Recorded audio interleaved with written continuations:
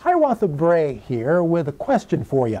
Suppose you've just been appointed CEO of Microsoft Corporation, legendary for its Windows software and for its dominance of the PC market.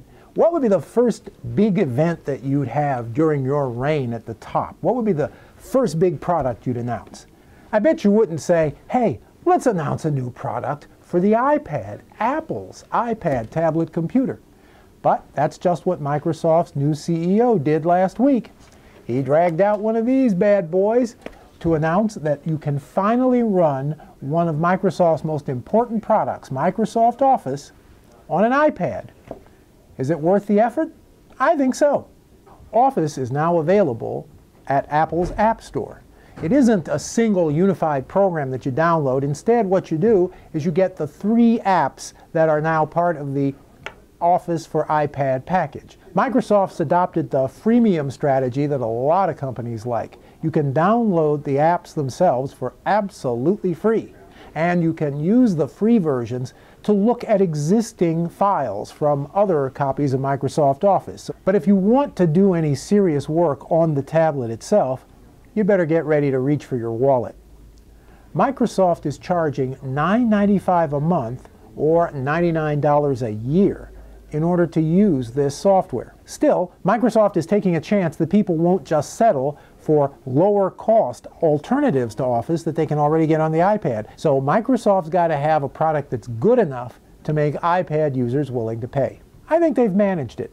The big reason is that there are huge numbers of us who use Microsoft Office software in our everyday lives, and we've got tons of documents all ready to go in that format.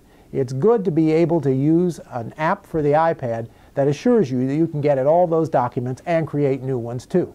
Microsoft Word here has a wonderful layout that really takes advantage of the look and feel of the tablet. I especially like the control interface here. I'm also impressed with the version of PowerPoint that you get here. I'm not a big fan of PowerPoint, but the whole idea of using a touchscreen to design your slideshows makes a whole lot of sense. You store your documents either on the iPad itself or on Microsoft's own cloud-based service called OneDrive. This is a gripe of mine.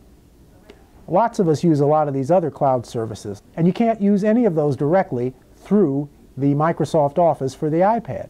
Another gripe, there's no direct built-in way to print stuff from this app onto any nearby printer.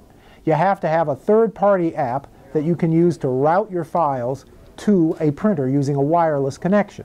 Office for the iPad is really a sort of defensive move by Microsoft to keep people loyal to its hugely profitable Office software. It's actually the most profitable product that Microsoft makes. For years now, people with tablets have managed to do without it, and that could start to weaken their loyalty. This is a product that's good enough to bring them back. From the Tech Lab, this is Hiawatha Bray.